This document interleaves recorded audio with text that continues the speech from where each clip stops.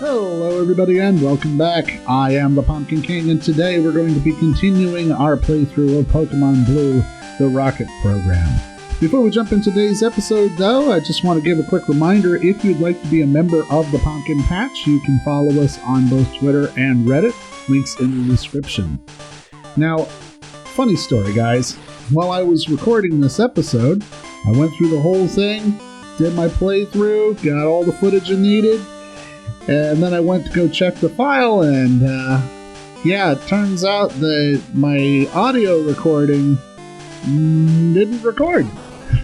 So we're going to be doing a commentary on the episode as I watch it. So let's jump into the world of Pokemon. Just a quick reminder, our team, we got everybody up to level 26, 27 area. And we just did a little bit of leveling off camera in order to be able to pull that off. I'm going to heal up our Pokemon real quick, and then we'll get on into it.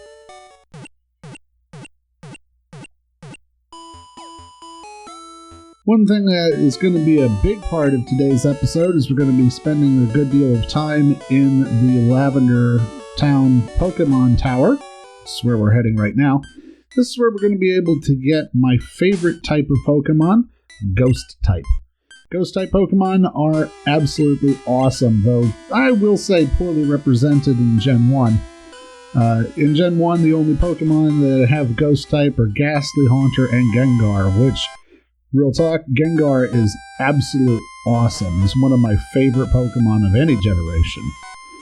But I will say, Gen 1, they don't really represent very well because they're not strong against Psychic in Gen 1, and they also don't have the immunity to fighting type moves that you get in later generations. So, but yeah, Gengar is absolutely awesome later on. I'm going to go ahead and put Bruiser up at the front there because he's got a high special, which is what we're going to want right up here in the Pokemon Tower. Here, I think I was looking for an item. Thought there was a hidden item down there. Guess not. You'll remember last time we defeated our rival, so up here in the Pokemon Tower, we're just going to go on up to the top and fight the Rocket Bros in order to avenge Cubone's Ma.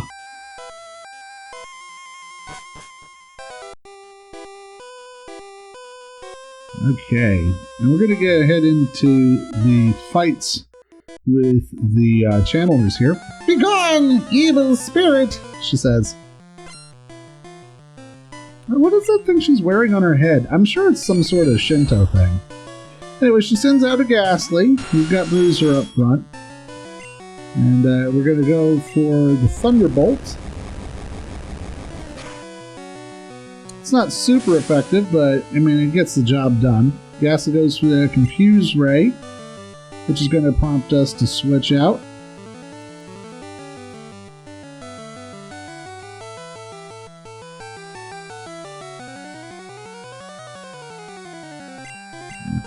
We're going to switch out for James.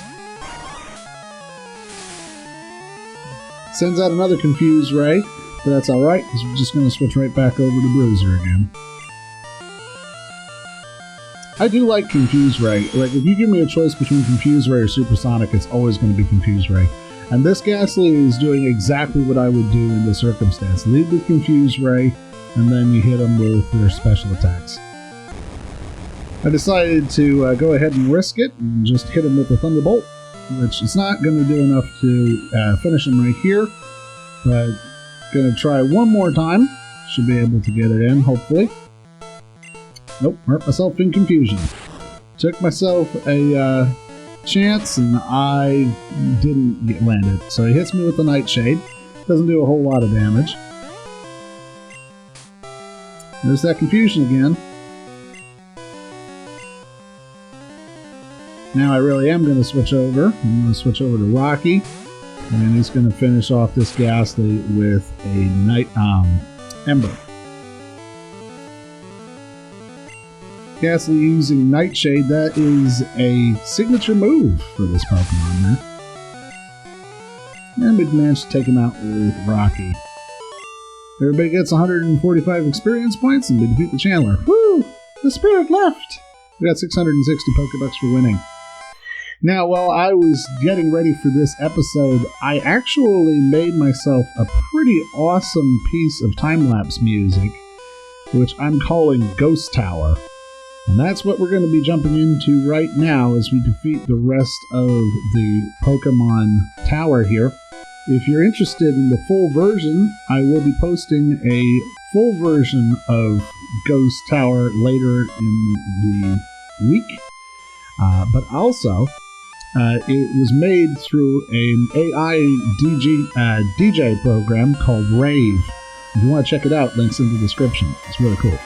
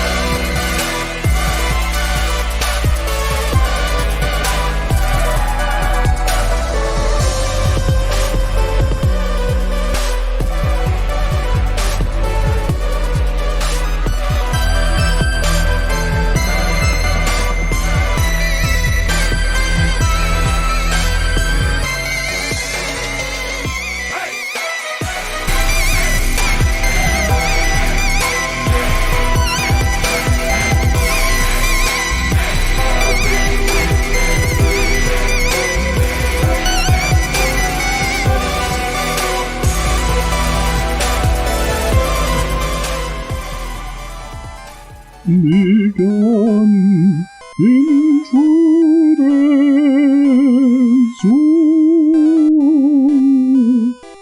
Yep, that'll be Cubone's mom. The dead speak. Dead Pokemon speak. Here's a ghost. But let me tell you something. Bustin' makes me feel good.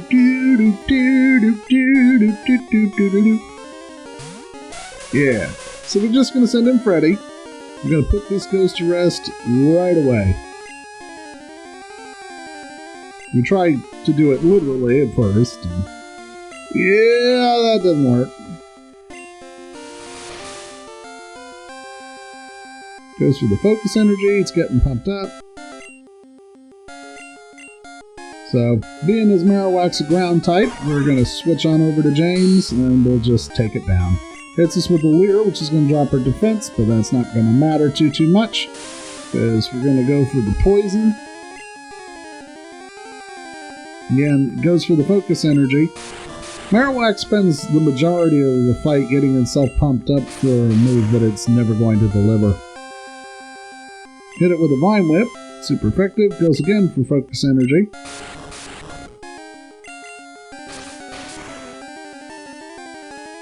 And the second Vine Whip takes it down. We just killed a ghost! Don't know how you kill a ghost, but we done did it. The ghost was the restless soul of Cubone's mother.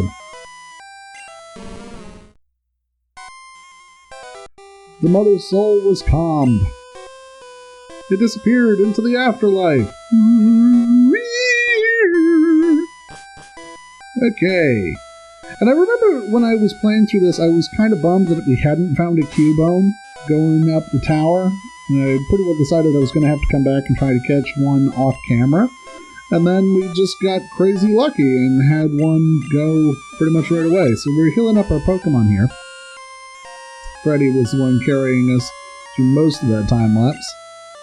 Because, again, in Gen 1, Ghost type isn't strong against Psychic. It's only until Gen 2 that happens. And then we're going to evolve James real quick into the Victory Bell. We had the Grass Stone, Leaf Stone, in our bag from last time, but we never actually got around to using it, so figure he deserves it. And then we're about to go fight the Rocket Bros, and literally just as we're about to do that, bang. Cubone. Which I was so happy about, because like I said, I was planning on having to come back off camera to try and catch this thing for the Pokedex entry, and so that we could get ourselves a Marowak at some point. So we hit it with the Hypnosis and put it to sleep.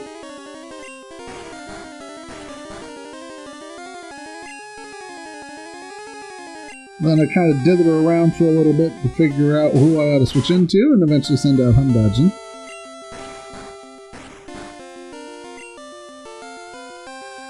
And we go, I think, for the Quick Attack. Yeah, we go for the Quick Attack first. Hopefully it doesn't KO. Does about a half damage, so we're good on that. Cubone's still asleep. And then, just to kind of really nerf it, we have a Tackle, which isn't going to do very much, but we get Cubo down within capture range. And then we proceed to do exactly that.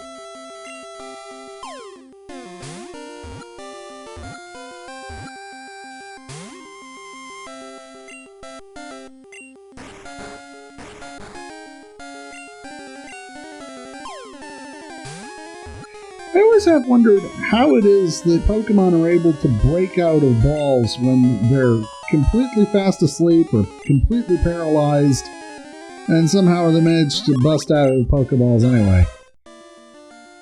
Cubone, the lonely Pokemon. Because it never removes its skull helmet, no one has ever seen this Pokemon's real face. This is the way, Cubone. Do I want to give a nickname to Cubone? Yes, and I'm going to call him Vengeance.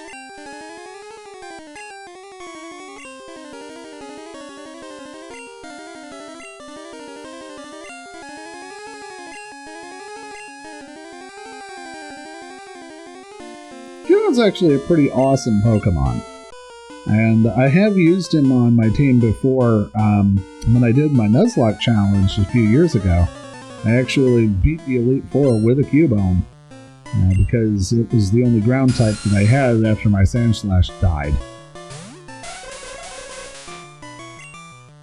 So the Rocket Bro's going to send out a Zubat, and Freddy is our anti-rocket guy. He's just going to romp and stomp all of them.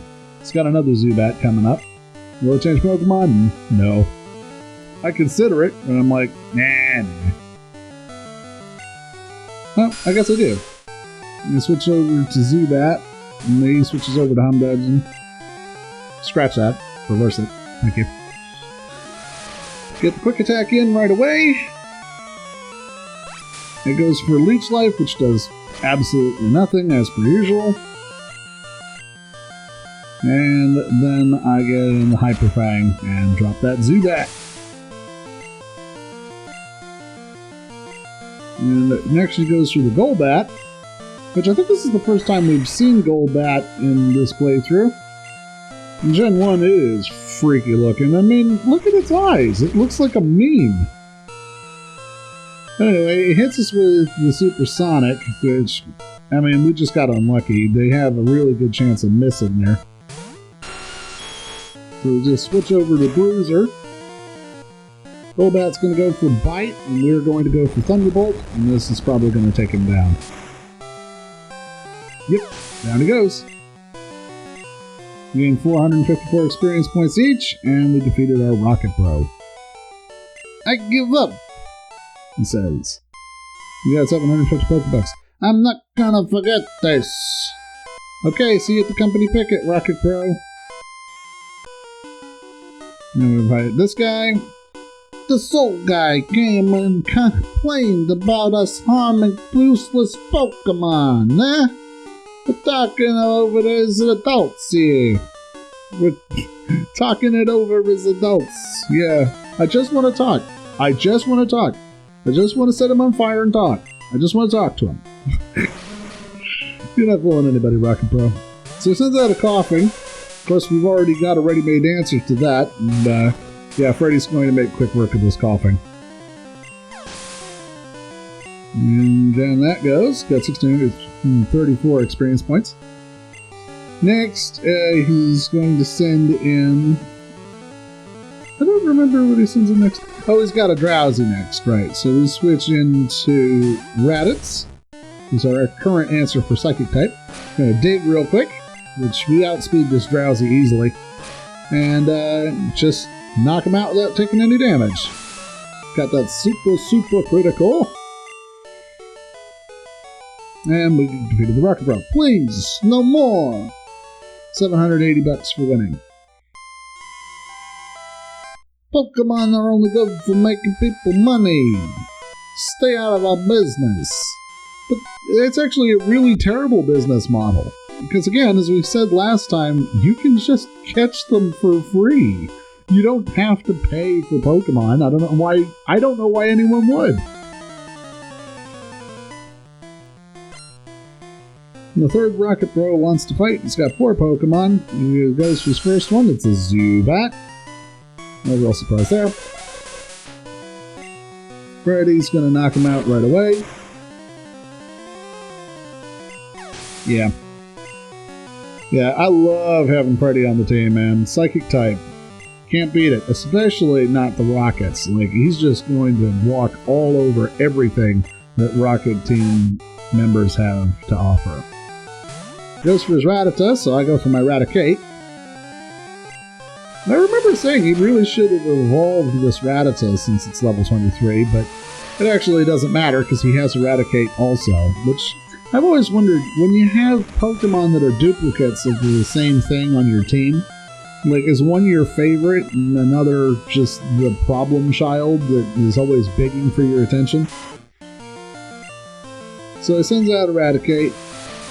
His Raticate goes for the Quick Attack, and we're going to Hyper Fang. And we miss on the Hyper Fang, so we also go for the Quick Attack. Got that super critical. He hits me with the Tail Whip, but he's not going to have a chance to attack again, because we're just going to Quick Attack again, and that'll drop him. Gain 571 experience points, and is about to use another Zubat. Will it change Pokemon? I decide not to, since I'm Dungeon is kind of lacking behind on levels. And we take the Zubat out pretty quickly with a Quick Attack, followed by, I believe, another Quick Attack.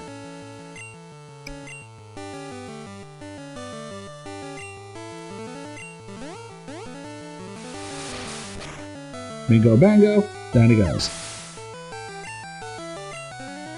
Getting 265 experience points, go to level 27. Yeah, look at that speed. Speed is 69. Very nice. You know that Humdudgeons loves that speed. And I do decide not to give it focus energy because Humdudgeon can learn a lot of really useful moves. And down the road, I'm hoping to give her Hyper Beam. You're not getting away with this. I'm very clearly getting away with this. See you later, Rocket Pro. Alright, let's go talk to Mr. Fuji.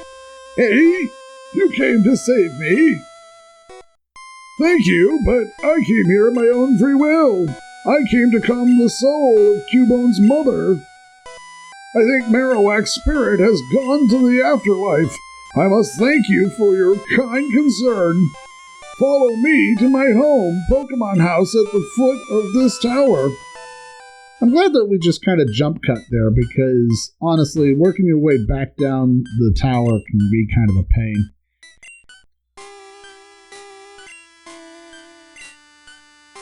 I think this may help your quest.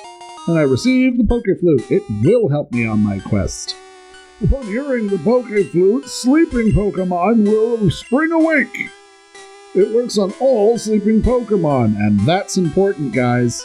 You never ever have to buy Awaken ever again after you get the Pokeflute, because you can use this in battle. It's not just a 2-use thing. It's not just for fighting Snorlax. You can actually awaken Pokemon in battle with the Pokeflute. And this also is important if you're up against Pokemon that know rest or something like that. You wake them up right away with the Pokeflute. So we heal Pokemon, and then we need to head back over to one of the earlier towns. We didn't get Fly last time, so we're just going to kind of zoom on over to Celadon City and pick up Fly. So we'll just cut here, and then we'll touch back in once I get that. Oh, I found my secret retreat! And I received HMO2. HMO2 is Fly! So we got it. We can put it onto a Pokemon now. I'm just going to head right on back to the Pokemon Center, and we're going to drop this onto our buddy, our friend from the very beginning, good old Ben Spiro. Why Ben? Well, for a couple of reasons. One, because Fearow is an awesome and underused Pokemon. And two, because Zubat can't learn it in Gen 1. Yeah, I had actually thought to have Zubat as my flying type, since that is more rocketish. But turns out Zubat is a complete waste of everybody's time in Gen 1, and can't learn Fly, or indeed any flying moves except for Sky Attack. So that's gonna be a hard pass for me on that one. So we're going to deposit Rocky, I believe. We go with Rocky. We deposit Freddy, because he's a higher level than everybody else.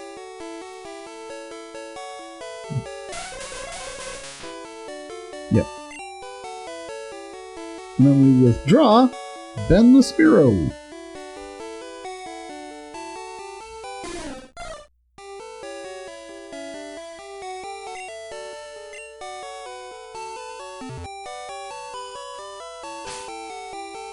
And we're going to go ahead and teach him how to fly. Which I do think is a little weird that you have to teach a bird how to fly, or on top of that, when you think about it, Spiro is like a foot tall. How are you supposed to ride on a flying Spiro? It's like the old webcomic where you're just standing on the Spiro's back, just flying through the sky like, woo! But, whatever. I'm going to teach it to fly.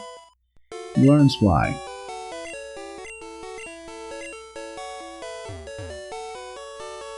And we go heal up the Pokemon real quick.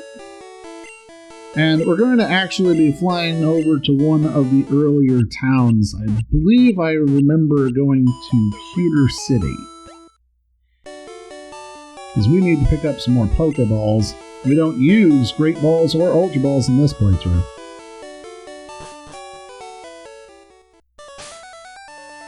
So we're just going to grab Ben.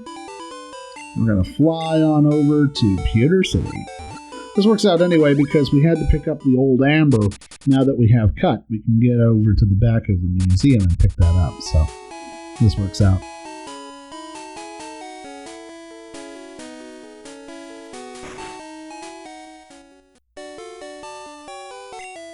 Hello there. May I help you? Yes, we're going to buy Pokeballs. Pokeball? That'll be 200 gold, or 200 Poke Bits. How many do you want? All of them. 99 Pokeballs. I got 99 troubles, but Pokeballs ain't one.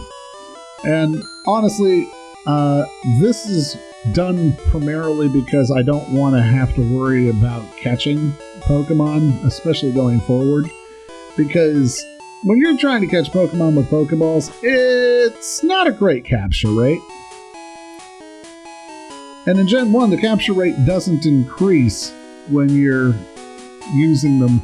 In other generations, the more you use the ball, the higher the capture rate gets. So you will be able to catch legendaries with Pokeballs.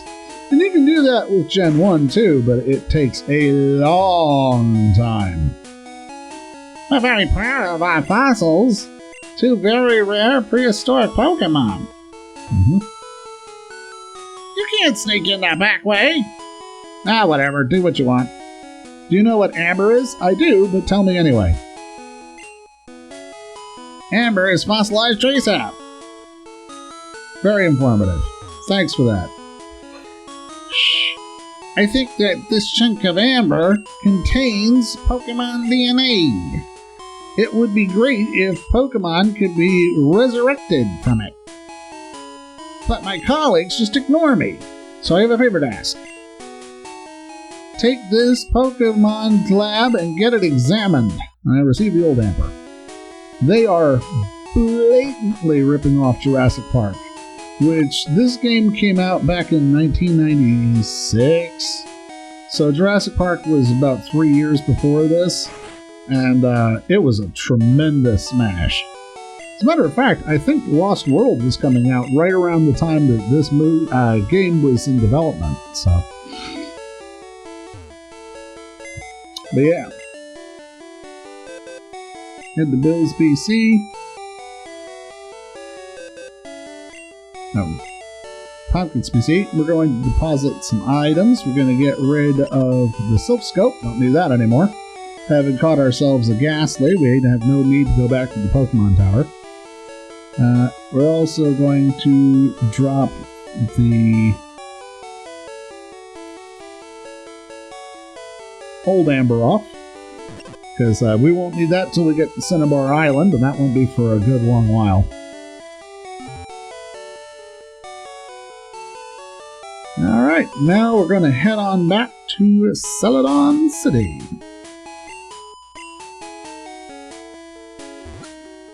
Because we have an important Pokemon that we need to capture. And there he is. He's a big old chonky boy. He's my Snorlax. And I gotta tell you, I love Snorlax. He is one of my favorite Pokemon from Gen 1. I had one on my very first ever playthrough back when I was a kid. And he's still one of my favorite Pokemon. He's just such an absolute unit. Like, Snorlax is a tank, and he can learn all of the best moves. I remember mine was a complete powerhouse too, because I captured him from the Masigno glitch, so he was a level 151 Snorlax when I first played through. Anyway, we're going to play the Poke Flute and wake up this Snorlax.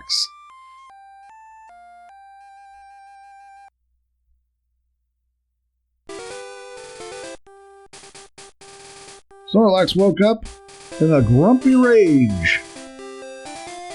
I understand. I don't like being woken up either. Nobody likes to wake up with their alarm. And I just love Snorlax. Look at him. He's just like, oh, Professor Oak, draw me like one of your French girls. And it was at this point that I realized that I maybe should have led off with Raditz instead of with Spearow, because that headbutt does do some serious damage. So we go for the dig. We're going to hit the Snorlax, and he's going to hit us back. This goes on for some time, but the thing about Snorlax is he's a really powerful Pokemon. If you teach him TMs. In his raw form, he's just kind of annoying, especially because of Rest. Now, in other generations, the Rest combo is still a complete powerhouse move, because he's got Yawn, that can put your Pokemon to sleep too, and Snore, which allows him to damage them even when he's asleep. Now, I made a tactical error here. I paralyzed him. I used Stun Spore on him because I didn't think that he'd be able to go to sleep with Rest, since you can't change status effects. But it turns out, yes, he can. So we're just going for Wrap right now to try and whittle him down a little bit. Get him to the point where we might try to make an attack. Can't move. Ding. Right, so at this point I try for my first Pokeball. And this is why I was happy that I went and got more, because we only had 14 Pokeballs going into this fight, and there was no way I was going to catch a level 30 Snorlax with 14 Pokeballs. That's just not happening. And then he goes to sleep, and I was really confused by this because he was paralyzed. I don't know how he manages to switch status effects. That shouldn't be a thing that happens. But anyway, so this fight is challenging only if you're trying to catch Snorlax. If you're trying to beat Snorlax, it doesn't take very long at all. As a matter of fact, you can take Snorlax down pretty easily if you really want to. Like, just about any member of my team could have defeated Snorlax, but obviously I was going for the catch, so it went quite a bit longer than I was expecting it to. So, as a matter of fact, we're actually just going to go into a quick time-lapse here while we battle Snorlax and see about trying to get him into that Pokeball. One thing that did surprise me was that not only did we not get him in the Pokeball on a lot of occasions when we really should have, it had a prompt that I'd never even seen before where I threw the Pokeball and it missed. I've never even seen that. I didn't know that was a thing in the game. But anyway, let's jump into the time lapse and catch this Snorlax.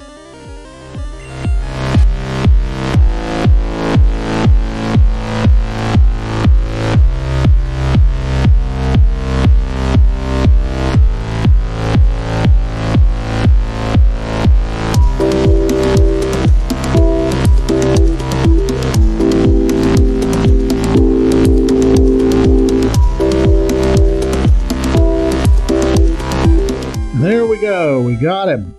This fight took so long, you guys. It seriously took me like just about 40 minutes to catch this Snorlax. Part of the problem was that I just had to wear him down because he kept using rest over and over, and eventually I got to the point where he didn't even have any rest left. Snorlax, the sleeping Pokemon, very lazy, just eats and sleeps. When bulk builds, it becomes steadily more slothful. It's very slothful, but it does beg the question. You guys saw, I missed with the Pokeball on several occasions. How do I miss? You know, he's almost 7 feet tall and weighs half a ton. Like, he's literally like the size of a barn. Do I want to give a nickname to Snorlax? I do. I name him Totoro, after my neighbor Totoro, which is my second favorite Studio Ghibli film. My first favorite is Princess Mononoke, and my third favorite is Spirited Away. But I always think of Totoro whenever I see Snorlax because he's a big, friendly, fuzzy cat. So we say real quick because that was a long fight. You know, I've actually heard people say that Snorlax is a boss fight. And like I said, if you're looking to take him down, it's not that hard. But if you're trying to capture him, it could be pretty bad. I'm not gonna lie, it was a rough one. Like, during the course of that battle, Raditz, Humdudgeon, and James pretty much used up nearly all of their PP. I will say, though, as long as that was not the most epic Pokemon capture I've ever had in a Pokeball. It's a true story.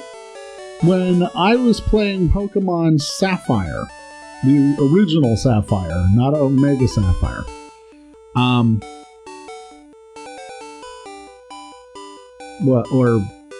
whatever it was, Alpha Sapphire, Alpha Sapphire, just regular Sapphire, Gen 3, I captured Rayquaza in a Pokeball. I hadn't intended to catch it in a Pokeball.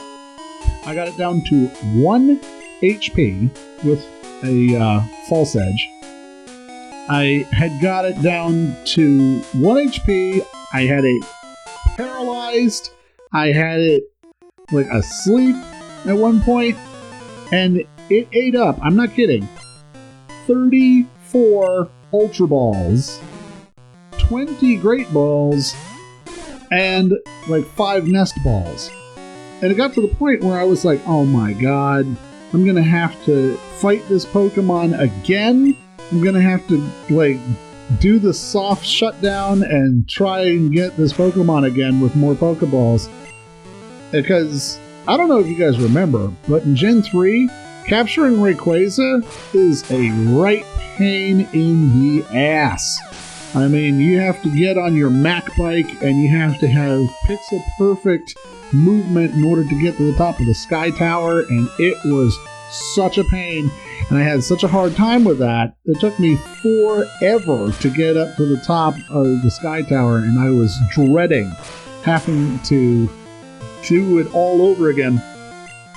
So I get down to the Pokeballs, and I'm like, screw it. I'm here, might as well use it. I throw one Pokeball, and I capture him. I caught Rayquaza with a Pokeball. I was so amazed, and that is still, I think, the most epic moment I've ever had in all of Pokemon, and I've been playing for a long time. Anyway, back to the battle though. We're in battle with a cue ball, and here I have a really bad idea. I say to myself, maybe I should let Ben Spiro try to fight this Machop, because he's got Fly, he's got a type advantage. It wasn't a great idea, he gets knocked out immediately. And that's when I realized that, oh yeah, we left Freddy in the box, and he's our answer to fighting type Pokemon. So that's a problem. So we just kind of chump this Machop. We go for the Poison Powder, we go for the Wrap, and we just whittle him down. By the way, in the last episode, we had a lot of problems with Wrap. Obviously, we barely got out of Erica's gym. But I will say this, it is a legitimate move to use in Gen 1. And as a matter of fact, when we take on the Elite Four, we're going to keep Wrap on our Dratini when we evolve it into Dragonite, specifically for that reason. Because, I mean, you can't do anything when you get Wrapped. And it's cheap, but it works. So we go ahead and revive Ben so we get some of that XP, because this Machop's down to 1 HP. The poison's going to kill it. There it goes. And he gets that sick XP. He sends out a Mankey. We're going to change Pokemon.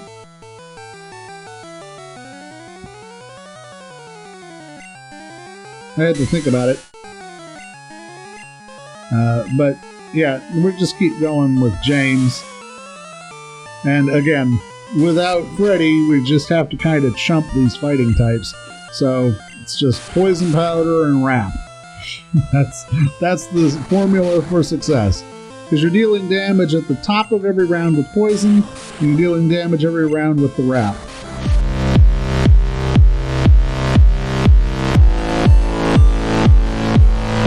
Anyway, we defeat Cue Ball.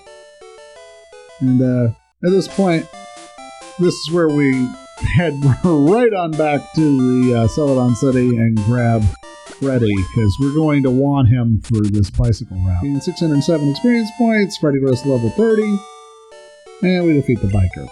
Now, I have Ben on my team still because, 1, he's got the Fly, and 2, because I want to evolve him into a Fearow.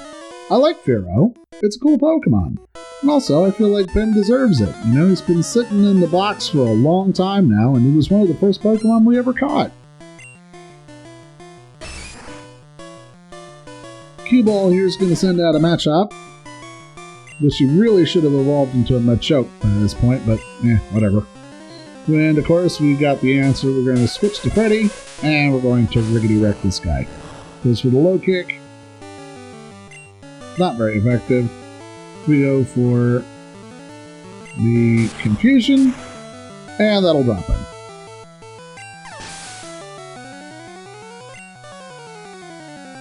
So that's good.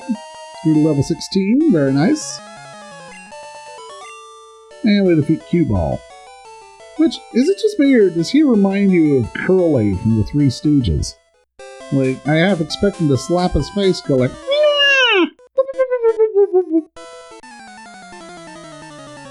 we're gonna defeat this biker here. He's gonna have 4 Pokemon on his team. Leads with a Grimer. I think I've commented on it before, but Grimer and Muck are 2 of my least favorite Pokemon from Gen 1. Like, their design is just awful. And what are they? They're like living ooze. But Grimer in particular, I mean, it's got such a derpy expression.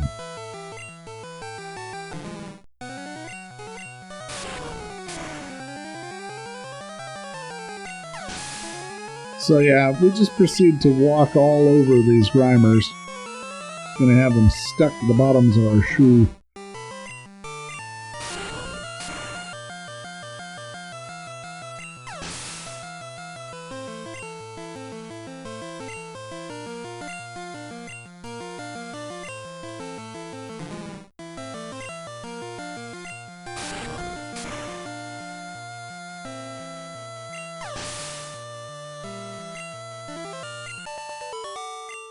Yeah, we defeat that guy and head on down. Don't make me mad! What are you gonna do? I knocked out all your Pokemon. Don't threaten me. I'm in Team Rocket, bitch. Do what I please. So, we're gonna head on down to Fuchsia City now. That's where I want to wrap up the video. And when you go down to Fuchsia, if you want to stay away from battles, you can actually hug the right side of the bike route, and you can avoid battles that way pretty easily. So yeah, we're just going to jump right on over to Fuchsia City. All you just got to do is ride straight down the side like this, and you'll avoid most everybody. And that's where we're going to wrap it up for today, everybody. If you enjoyed this episode, please do hit that like button, and if you really enjoyed it, please feel free to subscribe and become a member of our Pumpkin Patch by following us on social media. But until next time, I am the Pumpkin King, and I will see you later.